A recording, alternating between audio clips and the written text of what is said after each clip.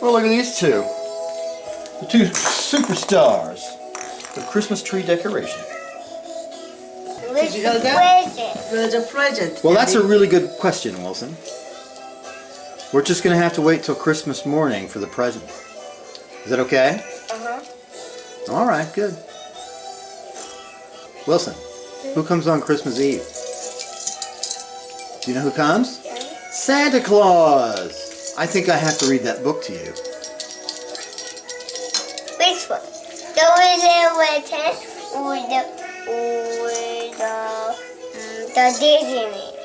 Well, it's not the Little Red Hen, and it's not Disney Classics. I need to read 'Twas the Night Before Christmas, so that you understand what's going on with this fella named Santa Claus.